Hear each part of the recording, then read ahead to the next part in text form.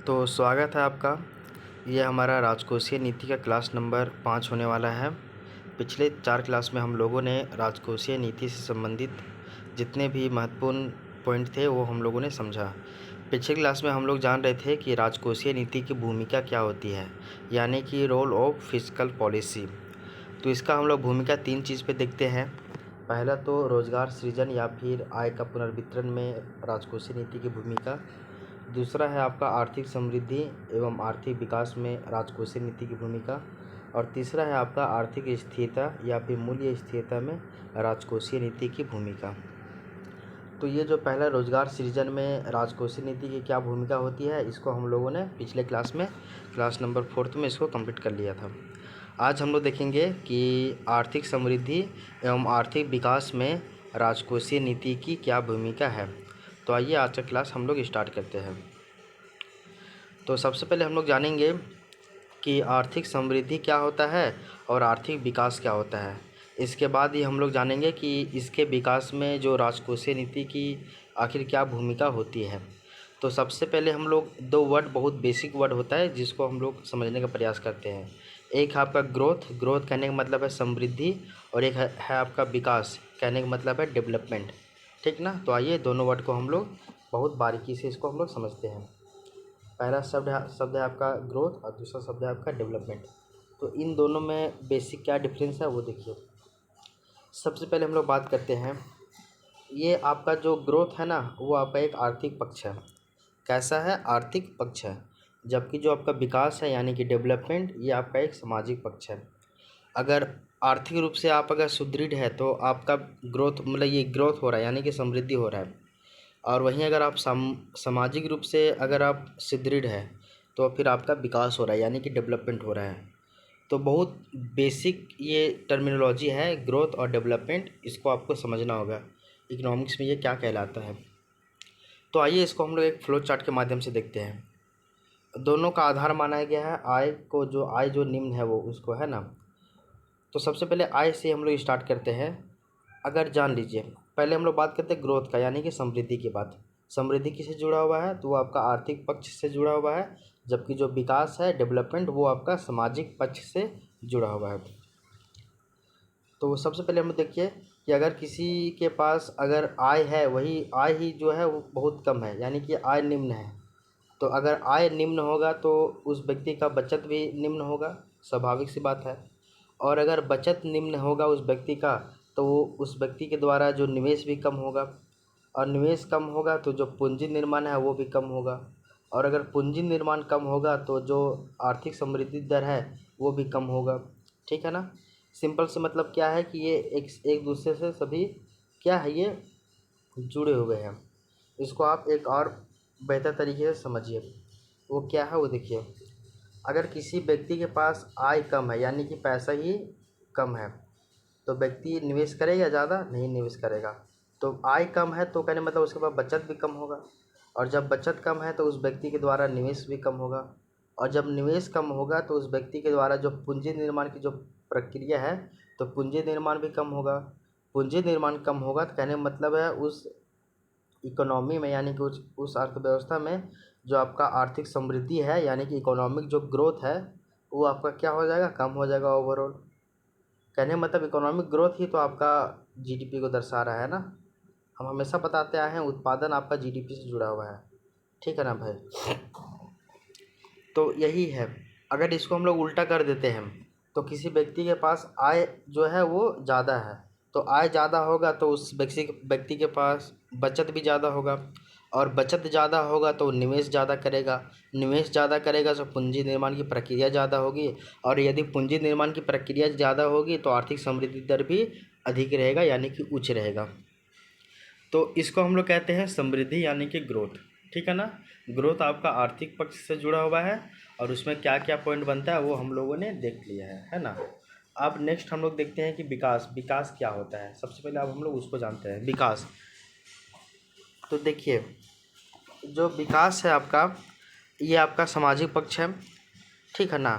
सामाजिक पक्ष से ये जुड़ा हुआ है। अब देखिए, अगर किसी व्यक्ति के पास आय निम्न होगा, यहाँ भी आधार आय को ही माना गया है जो कि निम्न है। तो अगर किसी व्यक्ति के पास अगर आधार मतलब आय जो है इनकम वो कम रहेगा, तो सामाजिक सेवाएं और जो सामाजिक आधारभूत संरचनाएं हैं ये सब विकसित होगा कि आप विकसित होगा? तो आप विकसित होगा। पैसा ही कम है तो जो आपका सामाजिक सर्विसेज है, सोशल जो सर्विसेज है वो कम होगा। और आपका जो सामाजिक आधारभूत जो संरचनाएं है, सामाजिक आधारभूत संरचनाएं कहने मतलब हेल्थ का सुविधा होना चाहिए, एजुकेशन का सुविधा होना चाहिए, रोड का, ट्रांसपोर्टेशन का, यातायात का सुविधा होना चाहिए, तो ये सभी कम रहेगा। तो कहने मतलब ये सब डेवलप अवस्था में तो नहीं मिलेगा ना। क्यों नहीं मिलेगा? क्योंकि आय ही कम है। तो आय कम होने के कारण आप विकसित सामाजिक सेवाएं होती है और साथ ही साथ आप विकसित सामाजिक आधारभूत संरचनाएं होती है, जिसके कारण से क्या होता है, अगर यही सब कम रहेगा, अगर आप एजुकेशन बढ़िया नहीं रहेगा, हेल्थ का कंडीशन हॉस्पिटल वगैरह नहीं रहेगा, ट्रांसपोर्टेशन का सुविधा आपके यहाँ पे नहीं रहेगा, तो जो आपका मानव पूंजी का बात करते हैं, ह्यूमन कैपिटल की बात करते हैं, तो उसका क्या विकास होगा? नहीं विकास होगा। तो उसका विकास कैसा होगा? निम्न विकास होगा, ज़्यादा अच्छा विकास नहीं होगा। और वहीं अगर हम लोग सामाजिक सेवाएं बढ़ा दें और हम लोग जो सामाजिक आधारभूत संरचनाएं हैं उसको अगर हम लोग डेवलप कर दें, तो इससे जो मानव पूंजी होगा इसका जो विकास होगा बहुत हाईली होगा, है ना। तो निम्न मानव पूंजी तो यहाँ पे हो रहा है, क्यों? क्योंकि यहाँ पे अविकसित है, इस कारण से। तो अगर मानव पूंजी जो है उसका भी विकास निम्न स्तर पे हो रहा है, तो ऐसे में प्रति व्यक्ति जो उत्पादकता है, यानी कि प्रति व्यक्ति उत्पादकता, वो भी क्या हो जाएगा? कम हो जाएगा। कहने मतलब है कि लोगों के पास कौशल ही नहीं, ज्ञान ही नहीं, पढ़े लिखे ही नहीं है, कुछ नहीं जानते हैं, तो लोग उत्पादन प्रक्रिया में शामिल होंगे क्या? नहीं शामिल होंगे। तो ऐसे में जो प्रति व्यक्ति उत्पादकता है वो भी क्या हो जाएगी? वो भी आपका कम हो जाएगा। तो अगर प्रति व्यक्ति उत्पादकता कम है तो कहने मतलब लोगों के पास तो पैसा ही नहीं है। तो ये एक तरह से एक ना ट्रैप है, जाल है, कि अगर एक बहुत बढ़िया कोटेशन है कि तुम गरीब क्यों हो? क्योंकि तुम गरीब थे इसलिए तुम गरीब हो। सिंपल सी बात है। कहने का मतलब है कोई अभी गरीब है तो उसके आने वाला पीढ़ी अगर वो काम धाम नहीं करेगा तो वो भी उसी तरह गरीब रहेगा ना। सिंपल सी बात है। तो यही आधार है। तो अगर आय कम है तो आप विकसित सामाजिक सेवाएं होगी, सामाजिक आधारभूत संरचनाएं आप विकसित होगी, तो वैसे में क्या होगा? मानव पूंजी का विकास निम्न स्तर पे होगा। साथ ही साथ आपका प्रति व्यक्ति जो उत्पादकता है वो भी आपका कम होगा, तो फिर व्यक्ति के पास आय कम हो जाएगा। तो ये एक तरह से ट्रैप है, यानी कि जाल है। तो आपको ये समझना होगा। तो अभी तक हम लोगों ने समझ लिया कि समृद्धि क्या है और आपका विकास क्या है। समृद्धि आपका आर्थिक पक्ष से जुड़ा हुआ है, और जबकि विकास यानी कि डेवलपमेंट आपका सामाजिक पक्ष से जुड़ा हुआ है। तो अब हम लोग देखेंगे आर्थिक समृद्धि एवं विकास में राजकोषीय नीति की भूमिका। अभी तक हम आपको बताए हैं कि समृद्धि क्या होता है और विकास क्या होता है। आई होप यहाँ तक आपको समझ में आ गया होगा। अब नेक्स्ट हम लोग देखते हैं कि आर्थिक समृद्धि में और जो आपका आर्थिक विकास है उसमें राजकोषीय नीति की क्या भूमिका है। ठीक है ना। वो देखिए, जो ग्रोथ है अभी बताया कि ये आपका आर्थिक पक्ष से जुड़ा हुआ है, और साथ ही साथ जो ग्रोथ है वो आपका राष्ट्रीय आय यानी कि जीडीपी या फिर पर कैपिटा इनकम में मात्रात्मक वृद्धि करता है। अगर ग्रोथ हो रहा है, बोल रहे हैं भैया कि यहाँ का भारत का जो अर्थव्यवस्था है वो क्या बोलते हैं, उसमें समृद्धि हो रहा है यानी कि विकास हो रहा है। विकास हो रहा है कहने मतलब क्या हो जाएगा कि राष्ट्रीय आय यानी कि जो जीडीपी है उसमें वृद्धि हो रही है, साथ ही साथ आपका जो पर कैपिटा इनकम है उसमें क्या हो रहा है? वृद्धि हो रही है। तो ये आपका उसमें क्या दिखाता है? तो ये दिखाता है आपका मात्रात्मक को दिखाता है, मात्रा को दिखाता है। कहने मतलब जीडीपी कितना परसेंट बढ़ा? तो 6.6% बढ़ गया। आपका पर कैपिटा इनकम कितना है? तो इतना परसेंट है। तो ये मात्रा दिखा रहा है ना, तो यही है। और जो विकास है वो आपका सामाजिक पक्ष से जुड़ा हुआ है। ये ना मानव क्षमता में वृद्धि को दर्शाता है, यानी कि ये ना स्किल डेवलपमेंट को दर्शाता है। अब बोलेंगे इस व्यक्ति को बहुत नॉलेज है, तो नॉलेज को हम लोग मापते हैं क्या कि इतना परसेंट नॉलेज है, इतना ये नॉलेज है? नहीं मापते हैं। तो ठीक है। अब देखिए डेवलपमेंट को यहाँ देखा जा रहा है कि डेवलपमेंट के बारे में यहाँ बताया जा रहा है क्या। वो देखिए कि मीन्स सामाजिक जो आर्थिक सुविधाएं हैं ये सब में गुणात्मक वृद्धि हो रहा है। अगर सामाजिक आर्थिक सुविधाएं में अगर गुणात्मक वृद्धि हो रहा है, सामाजिक आर्थिक सुविधा कहने का मतलब क्या है? हेल्थ में या आपका एजुकेशन में, तो ये सब में अगर आपका गुणात्मक यानी कि ये आपका मतलब कि क्वालिटेटिव होगा, नॉट क्वांटिटेटिव, मात्रात्मक नहीं होगा बल्कि गुणात्मक होगा, है ना। तो अगर गुणात्मक वृद्धि हो रहा है, ठीक है ना, और साथ ही साथ जो डेवलपमेंट का मतलब क्या होता है कि आपका सामाजिक पक्ष से जुड़ा हुआ है। तो अगर मानव क्षमता में वृद्धि हो रहा है तो उसको हम लोग बोलेंगे विकास, यानी कि स्किल डेवलपमेंट हो रहा है। और अगर सामाजिक आर्थिक सुविधाओं में अगर गुणात्मक वृद्धि हो रहा है तो उसको हम लोग बोलेंगे क्या? विकास। लेकिन विकसित और मैं सॉरी लेकिन जो अल्प विकसित होते हैं और जो विकासशील देश होते हैं, यहाँ पे जो सामाजिक आर्थिक सुविधा है इसका अभाव पाया जाता है। तो सवाल उठता है कि इसका सामाजिक आर्थिक सुविधाओं का अभाव क्यों पाया जाता है? क्यों? तो वहाँ पे आपका इसलिए वहाँ पे अभाव पाया जाता है क्योंकि वहाँ पे पर कैपिटा इनकम ही कम होता है। पर कैपिटा इनकम कम होता है, साथ ही साथ जो आय विषमता है बहुत ज़्यादा होती है। आय विषमता कहने बाद किसी पर 5,000 रुपया, किसी पर 1,000 रुपया, किसी पर 5 लाख है, किसी पर 50,000 है। तो ये विषमता बहुत दर्शा रहा है ना। साथ ही साथ हम लोग जो बोलते हैं ना क्षेत्रीय विषमता भी बहुत अधिक है। कहने मतलब है कि दिल्ली, मुंबई, बेंगलुरु, चेन्नई ये सब बहुत विकसित है, जबकि झारखंड, बिहार ये सब अविकसित क्षेत्र है। तो ये क्षेत्रीय विषमता को भी दर्शा रहा है। साथ ही साथ यहाँ पे निम्न प्रति व्यक्ति उत्पादकता भी है। प्रति व्यक्ति आय तो यहाँ कम है ही, साथ ही साथ यहाँ पे निम्न प्रति व्यक्ति उत्पादकता भी है। तो ये सभी समस्याएं पाई जाती है कहाँ पे? विकासशील और अल्प विकसित देशों में। देन इसे ही गरीबी दुष्चक्र या फिर गरीबी जाल कहते हैं हम लोग। गरीबी जाल किसको कहते हैं? कहने मतलब अभी बताया ना आपको, जो आपका आर्थिक पक्ष वाला जो बताया, ये क्या बोलते हैं, सामाजिक पक्ष वाला बताया कि आपके पास आय कम है तो आपके पास बचत कम होगा, बचत कम होगा तो निवेश कम होगा, निवेश कम होगा तो आप उत्पादन में प्रक्रिया में भाग कम लेंगे, उत्पादन प्रक्रिया में भाग कम लेंगे तो आपका ओवरऑल आपका विकास भी कम होगा। तो ये आपका गरीबी दुष्चक्र है, यानी कि इसी को हम लोग पॉवर्टी ट्रैप भी कहते हैं। ठीक है ना। तो जो विकासशील और जो आपका आपका अल्प विकसित देश है, वहाँ पे जो है सामाजिक आर्थिक सुविधाएं होती है इसका अभाव पाया जाता है। देन वहाँ पे क्या होता है, प्रति व्यक्ति आय आपका वहाँ पे निम्न होता है, आय विषमता बहुत ज़्यादा होता है, क्षेत्रीय विषमता बहुत ज़्यादा होता है, निम्न प्रति व्यक्ति उत्पादकता होता है। तो ये सभी समस्याएं वहाँ पे देखी जाती है और इस कारण से उसको ना गरीबी दुष्चक्र या फिर गरीबी जाल हम लोग कहते हैं। आगे देखिए, किसी भी अर्थव्यवस्था में जो पॉवर्टी ट्रैप है, यानी कि जो आपका गरीबी जो जाल है, इसको तोड़ने में फिस्कल पॉलिसी यानी कि राजकोषीय नीति की महत्वपूर्ण भूमिका होती है। उसका भूमिका तो होता ही है ना भाई।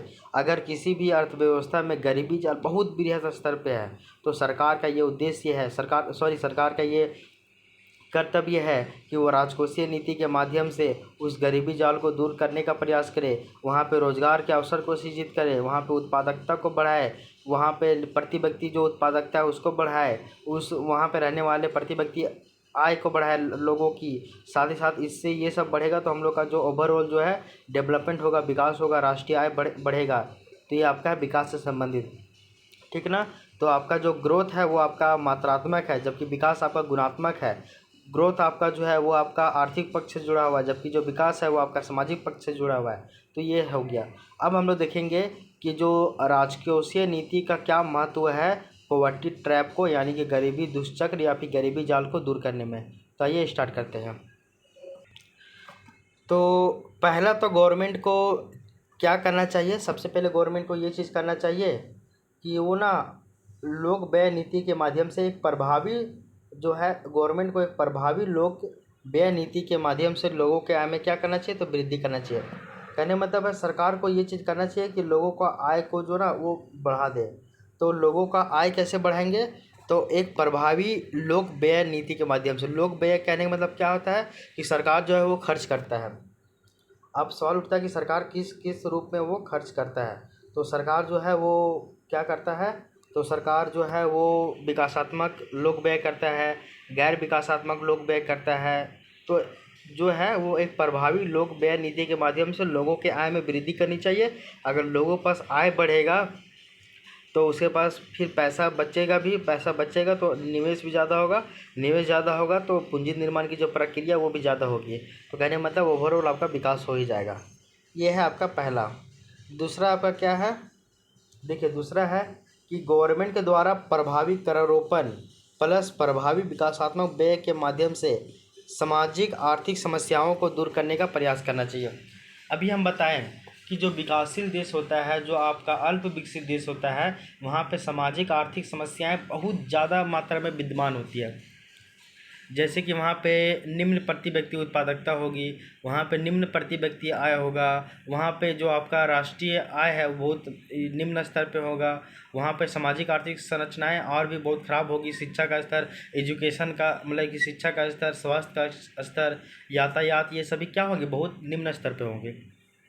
तो सरकार क्या करेगा कि करारोपण, एक प्रभावी करारोपण यानी कि टैक्सेशन लगा देगा, और टैक्सेशन के माध्यम से और साथ ही साथ विकासात्मक व्यय भी करेगा, जिससे वहाँ पे क्या हो सके, आर्थिक सामाजिक और समस्याएं हैं उसको सॉल्व किया जा सके। ये काम गवर्नमेंट करेगा। इसके अलावा हम लोग देखते हैं कि गवर्नमेंट और क्या क्या करेगा, वो देखिए। इसके अलावा देखिए, सबसे पहले ये बताया जा रहा है कि गवर्नमेंट जो है वो लोक राजस्व नीति का प्रयोग करेगा। और प्रयोग करके क्या करेगा, वो प्रयोग करके ये करेगा कि लोक राजस्व में ही वृद्धि कर देगा। लोक राजस्व मतलब क्या होता है कि पैसा को जमा करना, और लोक व्यय मतलब क्या होता है, पैसा को खर्च करना। तो जो है लोक राजस्व नीति का प्रयोग करेगा गवर्नमेंट, जो है वो लोक राजस्व नीति का प्रयोग करेगा और लोक राजस्व में वृद्धि कर देगा। क्या कर देगा, वृद्धि कर देगा। और इसका यूज कहाँ पे करेगा, पैसा ज़्यादा लेगा गवर्नमेंट लोक राजस्व के माध्यम से, और वो जो पैसा, अधिक जो पैसा आ रहा है उसका वो प्रयोग कहाँ पे करेगा, तो कृषि विकास में करेगा, एग्रीकल्चर डेवलपमेंट करेगा, रोजगार सृजन में करेगा, औद्योगिक विकास में करेगा, मानव विकास में करेगा, जिसमें हेल्थ पे, एजुकेशन पे या ट्रांसपोर्टेशन पे, इन सभी पे खर्च करेगा। और इसका पर्पस क्या रहेगा कि आपका पॉवर्टी ट्रैप को तोड़ना। देखो, अभी तक आपको हम बताए हैं कि पॉवर्टी ट्रैप को तोड़ने के लिए राजकोषीय नीति का क्या भूमिका है। पहला भूमिका बताए कि सरकार को लोक व्यय के माध्यम से लोगों के आय में वृद्धि करनी चाहिए। दूसरा बताए कि सरकार द्वारा प्रभावी करारोपण प्लस प्रभावी विकासात्मक व्यय के माध्यम से सामाजिक आर्थिक जो समस्या है उसको सॉल्व करना चाहिए। साथ ही साथ तीसरा हम बताएं कि सरकार के द्वारा लोक राजस्व नीति का प्रयोग करके लोक राजस्व की जो मात्रा है उसको वृद्धि करनी चाहिए, और जो लोक राजस्व से जो पैसा वृद्धि करने के बाद जो और अधिक पैसा आया उस पैसा को कृषि विकास में, औद्योगिक विकास में, रोजगार सृजन में और मानव विकास में उसका खर्च करना है। और इसका एक ही पर्पस होना चाहिए कि जो आपका पॉवर्टी ट्रैप है उसको हम लोग कैसे तोड़ पाए। ठीक है ना, आगे देखते हैं हम। एक और चीज़ है वो देखिए, गवर्नमेंट जो है यानी कि जो सरकार है एक प्रभावी राजकोषीय नीति के माध्यम से आपका प्रोडक्शन, डिस्ट्रीब्यूशन एंड कंजम्पशन, इस जो प्रोसेस है, प्रक्रिया है, इसको भी बढ़ाना चाहती है और बढ़ाने का प्रयास किया भी जाना चाहिए। कहने मतलब है एक प्रभावी राजकोषीय नीति यानी कि फिस्कल पॉलिसी के माध्यम से जो आर्थिक क्रियाएं हैं यानी कि इकोनॉमिक एक्टिविटी है जिसमें हम लोग उत्पादन, वितरण और आपका उपभोग को शामिल करते हैं, इस प्रोसेस को भी क्या करना चाहिए, गवर्नमेंट को बढ़ाना चाहिए। ठीक है ना, आगे देखते हैं। इसी में और चीज़ बताया गया है, तथा जो सामाजिक संरचनाएं हैं उसमें प्लस जो सेवाएं हैं उसमें इन्वेस्ट कर ह्यूमन डेवलपमेंट को बढ़ाना चाहिए। क्या करना चाहिए, ह्यूमन डेवलपमेंट यानी कि मानव विकास करना चाहिए। कैसे करना चाहिए कि हम भैया क्या करेंगे, राजकोषीय नीति के माध्यम से जो आर्थिक क्रियाएं हैं उसमें हम लोग तेज़ी ला देंगे उस प्रक्रिया में, तो उत्पादन ज़्यादा होगा, वितरण ज़्यादा होगा, उपभोग ज़्यादा होगा। उत्पादन प्रक्रिया ज़्यादा हो रहा है तो उसमें लोग काम करेंगे, ज़्यादा काम करेंगे तो लोगों को आय मिलेगा, मतलब रोज़गार मिलेगा, रोज़गार होगा तो लोगों के पास आय आय आएगा, आय होगा तो लोग फिर मांग करेंगे, तो ये प्रक्रिया बहुत बढ़िया होने लगेगा धीरे धीरे। साथ ही साथ गवर्नमेंट को ना सामाजिक जो संरचना है, जैसे इंफ्रास्ट्रक्चर की बात करें हम लोग उसमें, और जो आपका जो पब्लिक सेवाएं हैं यानी कि जो लोक सेवाएं हैं, पब्लिक सर्विसेज है, उसमें भी सरकार को इन्वेस्ट करना चाहिए, और इन्वेस्ट करके जो मानव विकास है उसको बढ़ाने का प्रयास किया जाना चाहिए। ठीक है ना, यहाँ तक समझ में आ गया। परिणाम क्या है, इसका परिणाम क्या होगा, अगर ऐसा करेगा गवर्नमेंट तो इसका परिणाम क्या होगा कि जो आपका इकोनॉमिक जो ग्रोथ रेट है वो बढ़ेगा, साथ ही साथ जो आपका सामाजिक आर्थिक विकास है उसमें भी वृद्धि होगा। तो अगर सरकार जो है राजकोषीय नीति के माध्यम से production, distribution and consumption process को वृद्धि कर देता है, उसको बढ़ा देता है, और साथ ही साथ जो आपका सामाजिक संरचना है उसमें और जो आपका लोक सेवा है उसमें इन्वेस्ट करके आपका मानव विकास करता है, मानव संसाधन का विकास करता है, ह्यूमन डेवलपमेंट करता है, तो इसका परिणाम क्या होगा, इसके परिणाम स्वरूप जो आपका है इकोनॉमिक ग्रोथ रेट यानी कि आपका आर्थिक समृद्धि दर और आपका सामाजिक आर्थिक विकास, इस सभी में भी आपका क्या होगा, वृद्धि होगा, एकाएक वृद्धि होगा, ये तुरंत आगे बढ़ने लग जाएगा। ठीक है ना, आगे देखते हैं हम लोग, आगे देखते हैं हम लोग, वो और भी है क्या क्या वो देखिए। और देखिए ये बताया जा रहा है कि जो गवर्नमेंट है वो फिस्कल पॉलिसी के अंतर्गत यानी राजकोषीय नीति के अंतर्गत जो आपका पिछड़ा वर्ग है यानी कि जो बैकवर्ड क्लास है उसको, साथ ही साथ जो आपका वंचित समूह है यानी कि जो डिप्राइव्ड जो आपका सेक्शन है या कम्युनिटी है उसके उत्थान के लिए यानी कि उसके अपलिफ्टेड के लिए, उसके अपलिफ्टमेंट के लिए क्या करना चाहिए, सरकार को इन्वेस्ट करना चाहिए, निवेश करना चाहिए। और उस निवेश का क्या उद्देश्य होना चाहिए, पर्पस होना चाहिए, तो उसका उद्देश्य होना चाहिए कि रोजगार सृजन में क्या करे, वृद्धि करे, जिससे क्या हो, लोगों के आय में वृद्धि हो। उसके बाद क्या हो जाएगा, ताकि जो पिछड़े वर्ग है वो और जो आपका वंचित समूह है वो भी गुड्स एंड सर्विसेज की मांग करे उनके द्वारा। कहने मतलब है, देखो हम लोग समाज में देखते हैं कि जो वंचित समूह है वो और साथ ही साथ जो आपका पिछड़ा वर्ग है वो तो भैया गुड्स एंड सर्विसेज का मांग कर ही नहीं रहा है। तो वो अगर उसको भी हम लोग ऐसा करते हैं कि उसको भी हम लोग अगर उसके भी आय में वृद्धि कर देंगे राजकोषीय नीति के माध्यम से, वहाँ पे निवेश करके उसके आय में वृद्धि कर देंगे। तो सबसे पहले हम निवेश किए, और निवेश किए तो जो आपका पिछड़ा वर्ग है और जो आपका वंचित समूह है उसको रोजगार दिए, रोजगार दिए तो उनके आय में भी क्या हुआ, बढ़ोतरी हुआ, वृद्धि हुआ। और जब उनके आय में वृद्धि हुआ तो स्वाभाविक सी बात है उनका भी, उनके द्वारा भी वस्तु एवं सेवाओं का जो मांग है वो उसमें वृद्धि हो गया, वो भी बढ़ा दिए। अब देखो ओवरऑल कहने का मतलब क्या है, जो गवर्नमेंट है वो राजकोषीय नीति के द्वारा क्या करेगा, आय एवं पूंजी की जो चक्रीय गतिशीलता है उसको सुनिश्चित करने का प्रयास करता है, और उसको वो सुनिश्चित करके आर्थिक समृद्धि प्लस की विकास दर में क्या करता है, वृद्धि करने का प्रयास करती है। तो ओवरऑल बताएं हम कि गवर्नमेंट जो है वो राजकोषीय नीति के माध्यम से आय और जो आपका पूंजी है यानी इनकम और जो कैपिटल है इसका जो चक्रीय प्रभाव है, हमेशा बताते आए हैं कि इकोनॉमिक्स में दो चीज़ें आपको पढ़ना है, एक है आपका आय, एक है आपका पूंजी। इन दोनों का एक चक्रीय प्रभाव होता है। आय पूंजी ग्रुप में जाएगा, पूंजी फिर आपका आय बनेगा, फिर आय आपके पास आया तो उसी आय से आप पूंजी बनाए, फिर उसी पूंजी से आपको आय मिला। तो इसका जो चक्रीय प्रभाव है, मतलब कि आय और पूंजी का जो चक्रीय प्रभाव है इसको सुनिश्चित करके आर्थिक समृद्धि दर यानी कि इकोनॉमिक ग्रोथ रेट और साथ ही साथ हम लोग विकास दर यानी कि डेवलपमेंट रेट इसको भी बढ़ाने का प्रयास करती है कौन, गवर्नमेंट। इसके अलावा देखिए इसमें हम लोग कुछ कुछ पॉलिसी यानी कि हम लोग मतलब कि ये भी ऐड करते हैं, प्रोग्राम पॉलिसी स्कीम वगैरह जो गवर्नमेंट चलाता है।